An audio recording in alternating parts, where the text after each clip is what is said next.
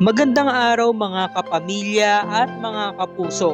Sa bidyong ito ay gumawa ako ng compilation videos ng dalawang pinakasikat na programa na talaga nga naman pinag-usapan noon sa social media magpasa hanggang ngayon.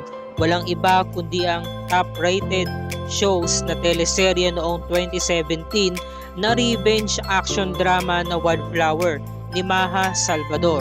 At binigyan ko rin ng compilation ang top-rated afternoon prime na revenge drama din na Magandang Dilag ni Herlene Nicole Budol sa GMA Network ngayon taong 2023.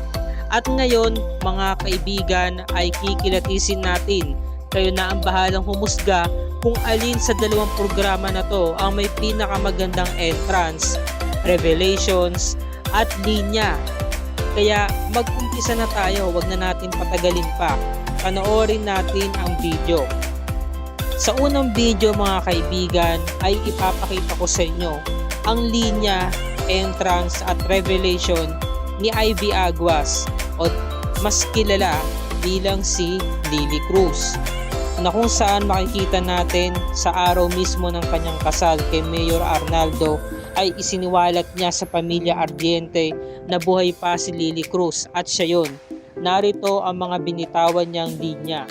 Makikita natin sa video ang grand entrance na kung saan ay biglang dumilim ang paligid at tanging sa kanya lamang mismo ang liwanag. At nakasuot ito ng bride's gown na kulay itim. At heto ang kanyang sinabi, "Oo, nakaitim ako dahil ito lang ang kulay na nababagay sa okasyong ito." Patay na nga si Ivy Aguas. Patay na nga si Ivy Aguas. Pero si Lily Cruz, buhay na buhay. Hindi patay si Lily Cruz. Ako si Lily Cruz. Ako ang tunay na Lily Cruz at kayong mga Ardiente. Kayo naman ngayon ang paglalamayan. At simula ngayong araw na to, mawawalan na kayo ng kapangyarihan. Pagluksaan man kayo ng iba, pero ako hindi ko kayo pagluluksaan. Kaya nga hindi ako nakaitim, cause black is out, gold is in. Yes, just like gold, I am indestructible. At eto naman, ang mga linya at kaganapan dito sa Magandang Dilag na ine-ere ang eksenang ito nito lamang October 4, 2023. Panoorin natin mga kapuso. Makikita natin dito sa eksena ay ang araw ng kasal ni Greta B o si Gigi Robles at ni Jared Ilusorio. Nagkaroon siya ng talagang dramatic entrance dito na kung saan ay siniwalat niya sa mismong araw na yun kung sino ba talaga siya. At narito ang kanyang linya. "Ako ang babaeng nilalait nyo noon. Di ba tinatawag nyo akong iskwami? Pangit, ilusyonada, pilingera, na iniskam nyo, na pinagnakawan nyo ng buhay at ng dignidad. Yes, confirm, ako yon. Hindi Greta ang pangalan ko. Pangalan lang yon nung babaeng nakamaskara. Dahil ang totoong ako ay ang babaeng nasa likod ng magandang mukhang ito. Ang babaeng sumisigaw at ngayon ay maniningil sa lahat ng mga kasalanan ninyo na ginawa nyo sa amin ng nanay ko at sa lahat ng mga biniktima nyo. Ako ito. Ako si Gigi Robles."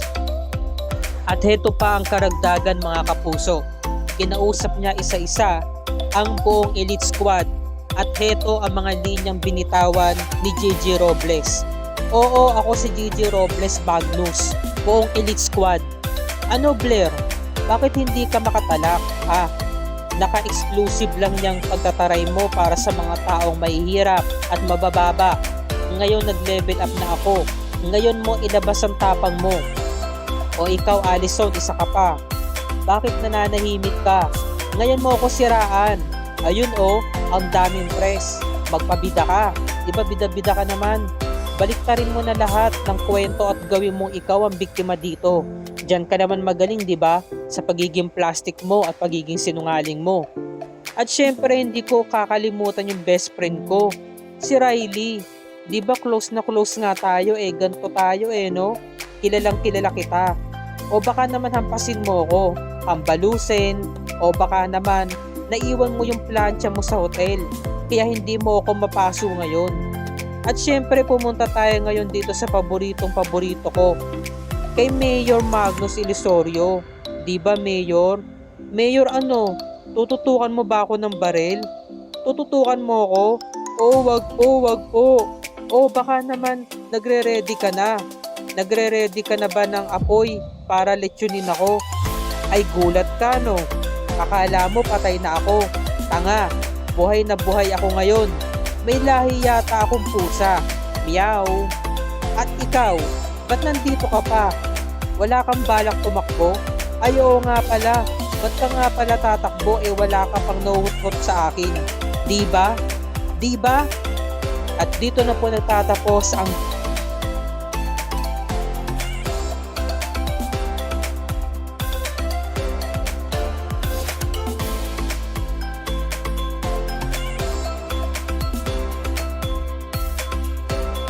video compilation ng dalawang programang ito mga kaibigan.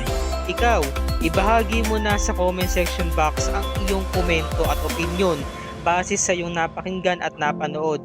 Ano ba ang may pinakamagandang entrance, revelations at pagbitaw ng linya ang talagang pumatok sa iyo? Ang magandang dilag ba o ang wildflower? Kaya pag-usapan na natin yan sa ibaba mga kaibigan sa comment section box. At maraming salamat po sa inyong panonood.